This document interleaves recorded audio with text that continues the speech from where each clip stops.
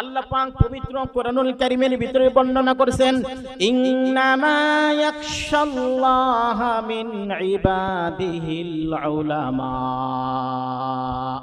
হুজুর পাশে বসা ইন্নামা হরফে হসর বলা হয়, সীমাবদ্ধের অর্থ দেয়। ইন্নামা ইয়াখশাল্লাহা মিন ইবাদিহিল উলামা, ইবাদিহি আল্লাহ পাকের বান্দাদের মধ্য থেকে কেবলমাত্র শুধুমাত্র উলামায়ে কেরামি আল্লাহকে বেশি ভয় করে। কারা বেশি ভয় করে বলেন তো দেখি? আল্লাহকে সবচাইতে বেশি ভয় করে কারা? আওয়াজ করেন উলামায়ে কেরাম। কারা? উলামায়ে কেরাম আল্লাহকে বেশি ভয় করে। এই কথার স্বীকৃতি দুনিয়ার কোনো রাজা বাদশা দেন নাই, এমপি মন্ত্রী দেন নাই, বরং আসমান জমিনের মালিক আল্লাহ পাক স্বীকৃতি দিয়েছে।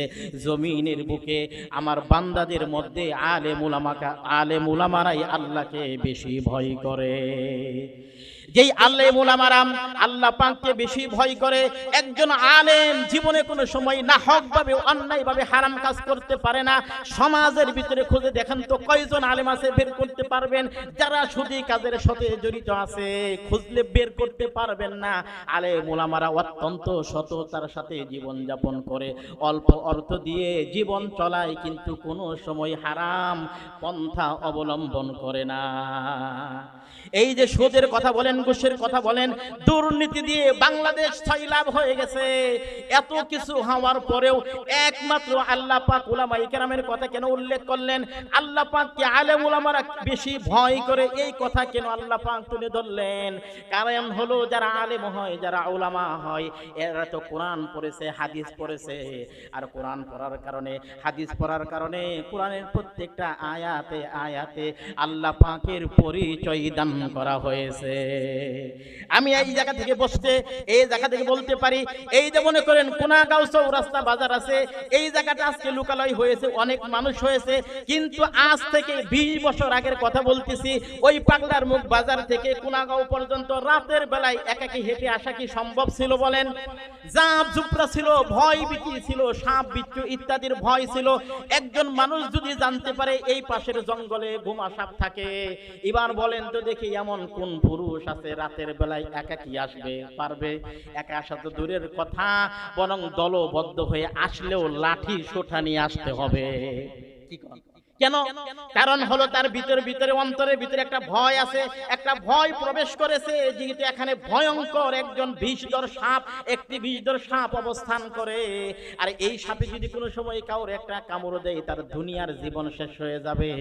অনুরূপভাবে একটা সাপের পরিচয় জানার পরে তার মনের ভিতরে সাপের যেমন ভয় ঢুকছে, ঠিক কোনো বান্দা যদি আল্লাহ পাকের প্রকৃত পরিচয় জানতে পারে, কোরআন এবং হাদিসের মাধ্যমে, কোরআনের আয়াতের মাধ্যমে, হাদিসে আল্লাহ পাকের বরত্ব মহত্ব বর্ণনা করা হয়েছে, এগুলা জানার মাধ্যমে আল্লাহর ভয় যদি অন্তরে থাকে, এই মানুষটা কোনো সময় আল্লাহর বিরুদ্ধে যাইতে পারে না, কোরআন হাদিসের বিরুদ্ধে যাইতে পারে না, কোনো সময় ইসলামের বিরুদ্ধে অবস্থান নিতে পারে না, কোনো সময় হারাম কাজে লিপ্ত হতে পারে না।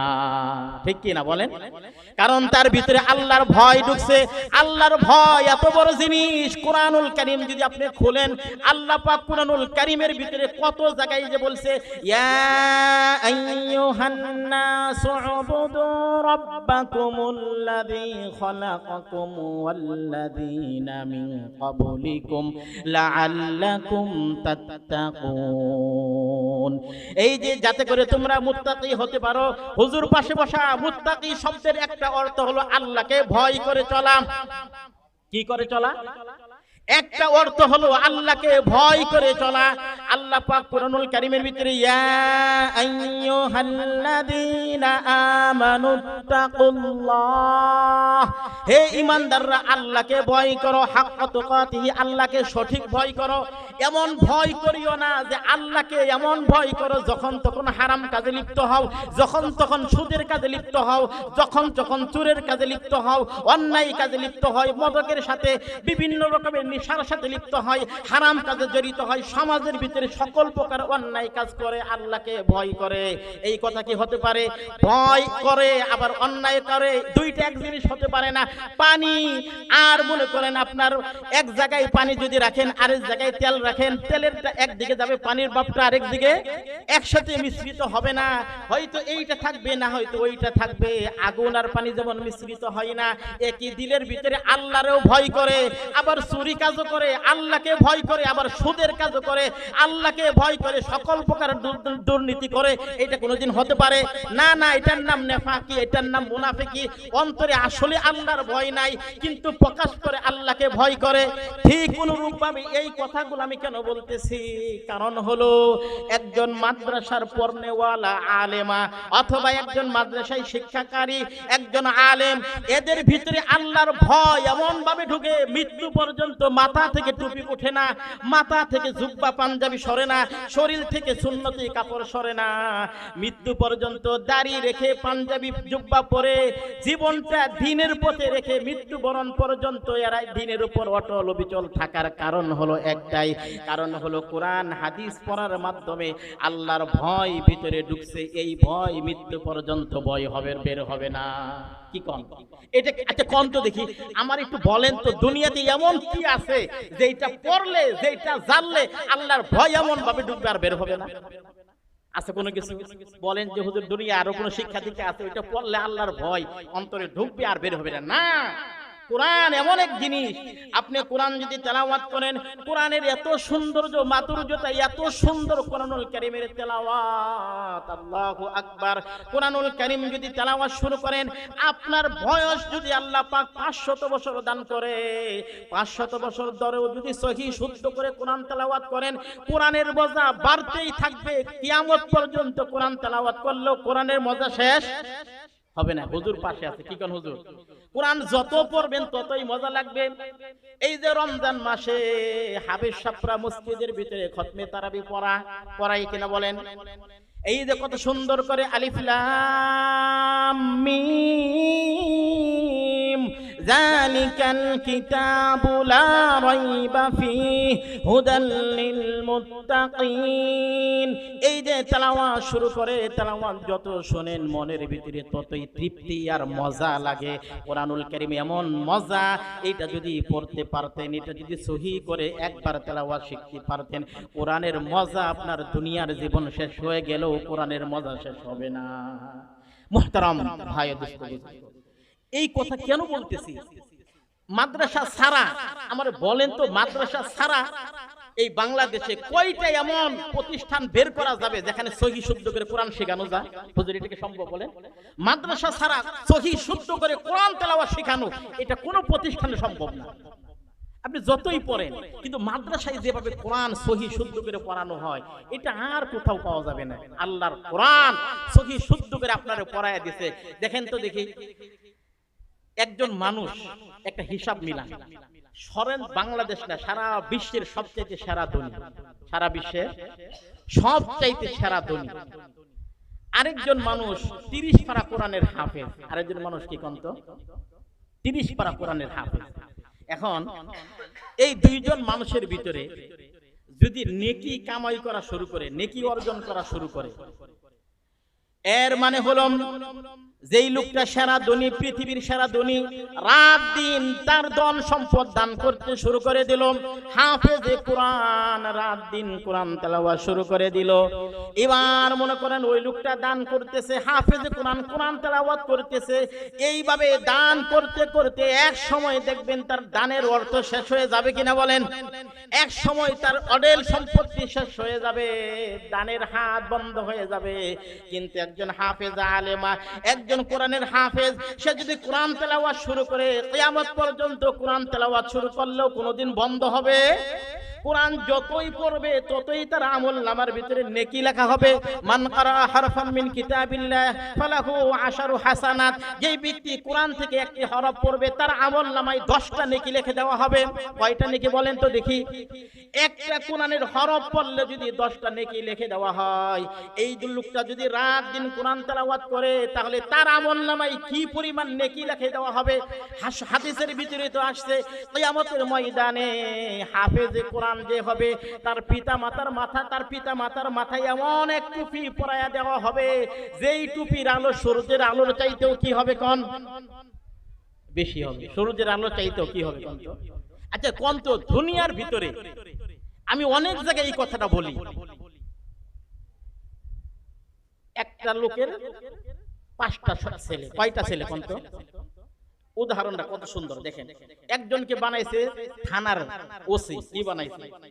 আরেকজনকে বলেছে জেলার ডিসি, আরেকজনকে বলেছে মনে করেন সবচেয়ে বড় ডাক্তার, ধরেন 3 জন।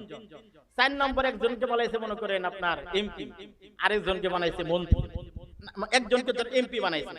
5ম নম্বর যে ছেলেটা তারা বানাইছে হাফিজ কোরআন। তারা কি বানাইছে দেখেন তো হিসাব করে, থানার ওসি, জেলার ডিসি, আবার জেলার ভিতরে সবচেয়ে বড় ডাক্তার, আরেকজন হয়েছে এমপি, ধরেন এমপি, ঠিক আছে। আর 5ম নম্বর ছেলেটারে বানাইছে হাফিজ কোরআন। কি বানাইছে কোন তো? হাফিজ কোরআন বানাইছে। এখন এই লোক কি আজীবন বাঁচবো হুজুর? কোন আগে পরে এক সময় মৃত্যুবরণ করতেই হবে। এখন এই লোকটার কি অবস্থা চিন্তা করেন, কত বড় উদাহরণ দিলাম, এর চাইতে আর বড় উদাহরণ কি হতে পারে? এখন এই লোকটার ইন্তেকালের মুহূর্ত, মৃত্যুর মুহূর্ত, মৃত্যু শুরু হবে। এখন সে বুঝতে পারতেছে আমার বয়স হয়ে গেছে, আমি আর বাঁচবো না, মারা যাব। এই ইন্তেকালের আগ মুহূর্তে এবার আপনারাই বলেন তো দেখি, যেই ছেলেটা থানার আপনার ওসি হয়েছে, এই ছেলেটা যদি এসে বলে আব্বা আপনার কোনো টেনশনের কারণ নাই, আমি তো পুরা থানাকে আমি নিয়ন্ত্রণ করি, পুরা থানার সমস্ত লোক আমাকে ভয় করে, আমি কত লোকেরকে, আমি কত উসুর বাটপারকে ধরতে পারি, আমি কত মানুষের পাশে দাঁড়াইতে পারি, নিরাপত্তা দান করি, আপনার কোনো ভয় নাই, আপনি টেনশন করেন না। বলেন তো দেখি বাবারে যতই সান্ত্বনার যতই বুঝ দেখ না কেন, বাবা কি সান্ত্বনা পাবে? বাবাই বলবে বাবারে তোমার ওসির ক্ষমতা দুনিয়াতে চলবে, কবরে চলবে না। চলবে কিনা বলেন? কবরে চলবে না। এবার ওই জেলার ডিসি যদি এসে বলে বাবা আমি পুরো একটা জেলার প্রধান, তোমার কোনো চিন্তা নাই, মৃত্যুবরণ করলেও আমি একটা কিছু করতে পারবো, বাবাই বলবে না না তোমারে দেখলে আমার মন ভরবে না। এবার ডাক্তার যদি বলে আমি সারা দুনিয়ার থেকে কত ডাক্তারি বিদ্যা অর্জন করছি, আপনারে সেরা চিকিৎসা দিব, বাবাই বলবে যতই চিকিৎসা দেও না কেন মৃত্যুর উপরে কোনো চিকিৎসা চলবে না, মৃত্যু থেকে বাঁচার কোনো চিকিৎসা নাই, সুতরাং তোমার চিকিৎসা দিয়ে আমাকে কোনো সান্ত্বনা দিতে পারবে না। এবার এমপি যদি বলে বাবা আমার কাছে কত বরাদ্দ থাকে, আপনার জন্য কি বরাদ্দ দরকার সব বরাদ্দ আমি দিব, বাবাই বলবে তোমার বরাদ্দ আমার কোনো দরকারে লাগবে না, আমি ইন্তেকাল মুহূর্তে মৃত্যুবরণ করব, এই মুহূর্তে তোমাদের 4 জন ভাই আমার কারো কাজে লাগবে না, কারো উপকার হবে না, কোথায় হাফেজে কোরআন ওই সন্তানটাকে আমার সামনে নিয়ে আইসা দাও। ঠিক কিনা বলেন? দেখেন তো কথাটা কত বাস্তব। দুনিয়াতে যত কিছুই হোক না কেন ইন্তেকালের আগ মুহূর্তে বাবাই খালি খুঁজে হাফেজে কোরআনটা কোথায়, আমার হাফেজ ছেলেটা কোথায়, আমার কাছে এনে দাও না, আমার চোখটা জুড়াইয়া যাবে। এবার যখন নাকি হাফেজে কোরআন বাবার সামনে এসে যাবে, 4টা সন্তান আছে কিন্তু হাফেজে কোরআনটাকে সব সময় কাছে পাইতে চাই, বাবাই বলে তুমি আমার পাশে পাশে থাকবা, আমার কাছাকাছি থাকবা, জানি না কোন সময় আমার ইন্তেকাল শুরু হয়ে যায়, আমার ইন্তেকাল শুরু হয়ে গেলে আমার পাশে বসে কোরআনের তেলাওয়াত শুরু করে দিবা। ঠিক কিনা বলেন? আমার পাশে বসে কোরআন তেলাওয়াত শুরু করে দিবা, কারণ আমি জানি না পরকালে কবরে আমার কি অবস্থা হবে। এতটুকু একটা আশা আছে, তুমি যেহেতু হাফেজে কোরআন, তুমি যদি আমার ইন্তেকালের সময় আমার সম্মুখে কোরআন তেলাওয়াত শুরু করে দাও, কমসে কম আমি তো শয়তানের ঈমান হরণ থাবা থেকে, ঈমান হরণ থাবা থেকে অন্তত আমি বাঁচতে পারবো, কারণ কোরআন তেলাওয়াত করলে মরদুদ শয়তান বেগে যাবে। আর আমার যদি কালিমা নসিব হয় এর চাইতে আর সৌভাগ্য কি হতে পারে? এরপরে তোমার খাতিরে আল্লাহ পাক আমার হয়তো কবরে মাফ করে দিবেন। আচ্ছা দেখেন, হাফেজে কোরআন তো অনেক বড় ব্যাপার। তার আগে একটা লোক তার গজব মনে করেন অনেক অনেক অন্যায় করছে, দুনিয়াতে অনেক অন্যায় করছে, লোকটা বুঝতে পারছে আমি বাঁচবো না, মারা যাবো। আচ্ছা কোন তো মৃত্যুর সময় কার মন নরম না হয়? যতই কিছু করুক না কেন ইন্তেকালের সময় মনটা কি হয়ে যায় কোন? আচ্ছা গুনাহ যতই করুক, পাওয়ার যতই থাকুক না কেন ইন্তেকালের সময় মনটা নরম হয়ে যায়। হ্যাঁ, কবরের যাত্রী হচ্ছি, কবরের দেশে রওনা হচ্ছি, এই জন্য মনটা নরম হয়। তো ওই লোকটা বুঝতে পারছে আল্লাহর গজবে ধরছে, বাঁচবে না। তো এখন কি করবে? এই জন্য স্ত্রীর পেটে সন্তান ছিল, স্ত্রীকে ডাক দিয়ে বলছে স্ত্রী আমি তো মারা যাব, তোমার পেটে সন্তান, যদি সন্তানটা মেয়ে হয় তাহলে একজন আলেমের কাছে বিয়ে দিবা। কার কাছে কোন? একজন আলেমের কাছে বিয়ে দিবা, কারণ আলেম যদি কোনো জামাই আলেম হয়, এই আলেমের কাছে বিয়ে দেওয়ার কারণে শ্বশুর শাশুড়ি জান্নাতি হয়। কোন সুবহানাল্লাহ। তো বলছে মেয়ে হলে আলেমের কাছে বিয়ে দিবা, আর যদি ছেলে সন্তান হয় কায়দা হাতে দিয়া মাদ্রাসায় পাঠায় দিবা। কায়দা হাতে দিয়ে কই পাঠায় দিবা? মাদ্রাসায় পাঠায় দিবা। আল্লাহর কুদরত বোঝা যায় না, ছেলে সন্তান হয়েছে। লোকটা মারা গেছে, কি সন্তান হয়েছে? ছেলে সন্তান হয়েছে। এবার মা ওই যে বাবাই বলে গেছে, কায়দা দিয়া মাদ্রাসায় পাঠায় দিছে। তো মাদ্রাসায় গিয়া যেই দিন প্রথম হুজুর বলছে, বাবা পড়ো আউযু বিল্লাহি মিনাশ শাইতানির রাজিম, বিসমিল্লাহির রহমানির রহিম। যেই নাকি ছেলেটা বিসমিল্লাহির রহমানির রহিম পড়ছে, আমার আল্লাহ কই, ও ফেরেশতারা, এই ছেলের বাবার কবর আযাবটা বন্ধ করে দাও। ফেরেশতারা কই, আল্লাহ এনা পাপি তাপি, এর না আযাব করে শেষ করে দিমু? আল্লাহ কই, ও ফেরেশতারা, তার নিষ্পাপ বেগুনা মাসুম বাচ্চাটা বলতেছে আমি নাকি রহমান, আমি নাকি রহিম। বিসমিল্লাহর মধ্যে আল্লাহর কয়টা নাম কোন তো? একটা তো আল্লাহ পাকের মূল নাম আল্লাহ, এটা মূল নাম, আর সিফতি নাম দুইটা, রহমান আর রহিম। তার বেগুনা নিষ্পাপ বেগুনা মাসুম বাচ্চাটা বলবে আমি রহমান, আমি রহিম, আমি পরম করুণাময়, আমি অসীম দয়ালু। তার নিষ্পাপ বাচ্চাটা আমাকে রহমান আর রহিম বলবে, আমি তার বাবার কবরে আযাব দিব, তার বাবার কবরে শাস্তি দিব। ফেরেশতারা এটা হতে পারে না, এই মুহূর্তে তার বাবার কবরে আযাবটা বন্ধ করে দাও। কি কন? এই যে দেখেন, মাদ্রাসায় যদি একটা ছাত্র গেলে এর উসিলায় কবর আযাব বন্ধ হয়ে যায়, এর চাইতে সৌভাগ্য, এর চাইতে খুশনসিব আর কি হতে পারে বলেন তো দেখি? মুহতারাম ভাই দোস্ত, সব সময় একটা কথা মনে রাখতে হবে, আমি যেমনই হই না কেন, নেককার হই আর গুনাহগার যাই কিছু হই না কেন, কিন্তু আমার যদি একটা ছেলে একটা মেয়ে আল্লাহ পাক দ্বীনের জন্য কবুল করে, আহা, আমি এটি আমার বড় সান্ত্বনা, এটি আমার মনে বড় আশার আলো যে আল্লাহ এর উসিলে আমার মাফ করে দিও। আমার কি করে দিও কোন তো? আল্লাহ পাক বান্দারে ভালোবাসে। বান্দারে কি বাসে কোন তো? ভালোবাসে। এই জন্য আল্লাহ কোরআনের আদেশ, আল্লাহ পাক কোরআনে একটা মানে আয়াত দিয়া ফরমান জারি করছে, কি? قل يا عبادي الذين أسرفوا على أنفسهم لا تقنطوا من رحمة الله। ও নবী আপনি বলুন, ইয়া ইবাদি, হে আমার বান্দা বান্দিরা, আল্লাযীনা আসরাফু আলা আনফুসিহিম, যারা নিজেদের উপরে গুনাহ করে, ইসরাফ করেছো, জুলুম করেছো, অনেক বড় পাপী হয়ে গেছো, লা তাকনাতু মির রাহমাতিল্লাহ, আমার রহমত থেকে নিরাশ হয় না। কোন সুবহানাল্লাহ। আচ্ছা, ঘোষণা কার? আল্লাহর। ঘোষণা কার? আল্লাহর ঘোষণা। আল্লাহ নিজে ঘোষণা দিয়েছে, হাদিসে কুদসির ভিতরে আছে, আল্লাহ পাকের রহমতটা বেশি না আল্লাহ পাকের রাগটা বেশি? কোন দিকে কোনটা বেশি? ইন্না রহমাতি সাবাকাত আলা গযবি, নিশ্চয় আমার দয়া আমার রাগের উপরে বিজয়। কোন সুবহানাল্লাহ। আল্লাহ পাকের দয়া বেশি। কি বেশি কোন তো? এই জন্য দেখেন, আমরা যদি মাফের আশায়